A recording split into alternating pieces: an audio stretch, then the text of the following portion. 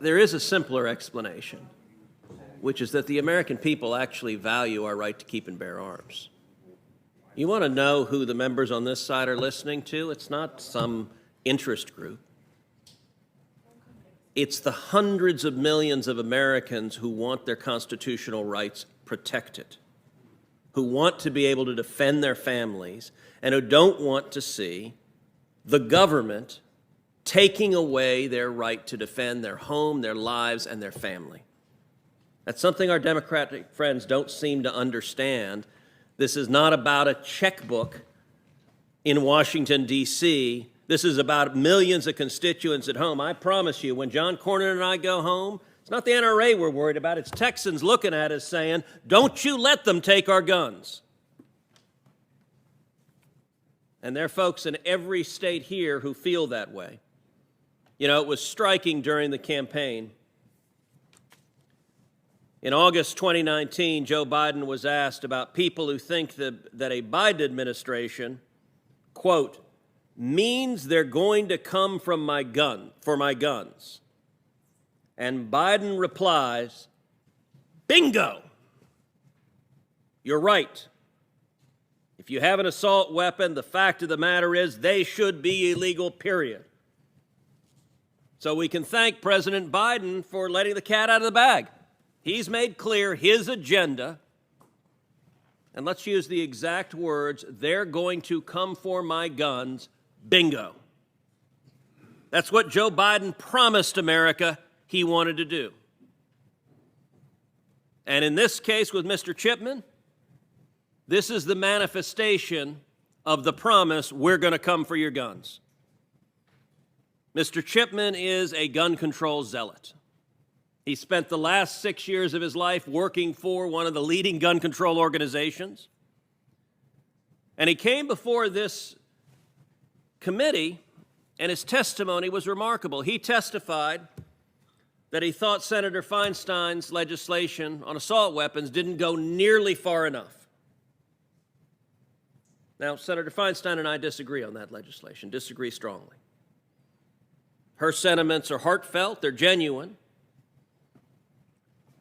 But Mr. Chipman said Senator Feinstein didn't go nearly far enough. She sought to ban some 2,000 different models of rifle, but he said it didn't go nearly far enough because he'd go after every single weapon people own right now, that he wouldn't just focus on the new sales. He was interested in whatever guns you have at your home right now to defend your family.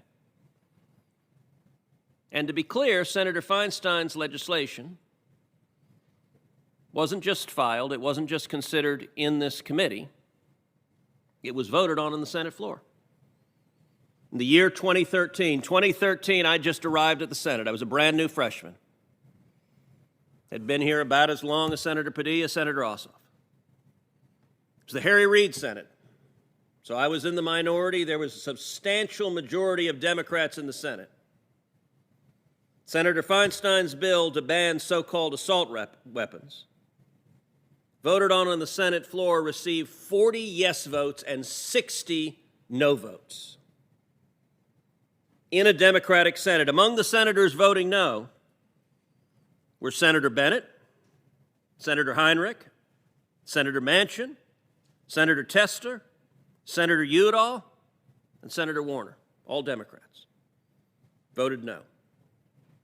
And Mr. Chipman says that that bill, that in a Harry Reid Democratic Senate could muster only 40 votes, it didn't go far enough. We need to be even more aggressive going after your guns. Now, I recognize in extreme left partisan environments, that sounds like a terrific idea. I recognize that there are Democrats who've run for office promising that we need judges and justices on the Supreme Court who will vote to overturn the Heller decision and to, in effect, repeal the individual right to keep and bear arms. But that's not the view of the American people. And it's not some mysterious lobby in town.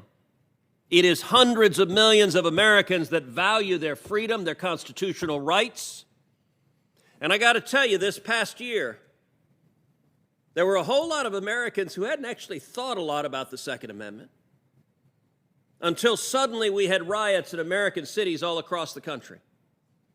Till suddenly we had police cars being firebombed and shops being looted and people being murdered on the street in city after city after city. And we saw local Democratic politicians turn a blind eye to the violence.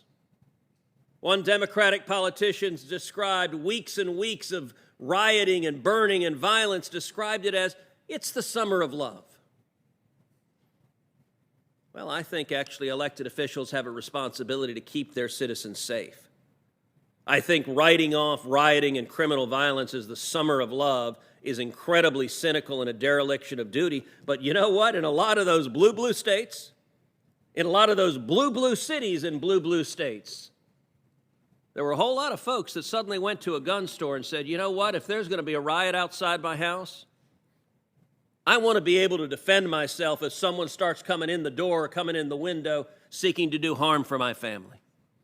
And by the way, when you have Democrats proposing abolishing the police, and not just proposing and implementing it in cities like Minneapolis and cities like Portland and cities like New York City and cities tragically like Austin, Texas, slashing the budgets for police and seeing crime skyrocket, and then scratching their heads going, gosh, why would crime skyrocket? We just slashed the budgets for the police.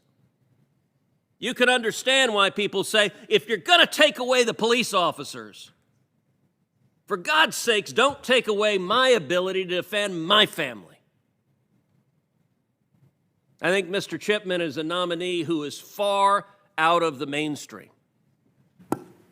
If his position is what he told this committee, that he thinks we should go much further than Senator Feinstein's legislation, which commanded only 40 votes in a Democratic majority Senate, that does not reflect where the American people are. And this nomination is a chance for Senate Democrats to decide. I assume the membership of this committee that every Democrat in this committee is going to vote for Mr. Chipman. This tends to be a committee on both sides of the aisle that attracts some of the members who are more comfortable with taking clear positions. But there are at least some Democrats in the conference who, when they go home to their home states, they tell their constituents they support the Second Amendment. Some ways I'm grateful to President Biden for making this nomination because it's a clarifying moment. Every one of those Democrats who goes home and tells their constituents, no, I believe in the Second Amendment. No, I don't believe in confiscation. No, I won't ban guns. No, we shouldn't do that.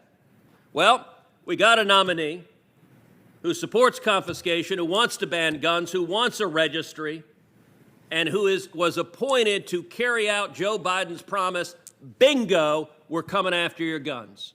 So now it's a chance for each of the 50 Democrats to decide, where do you stand?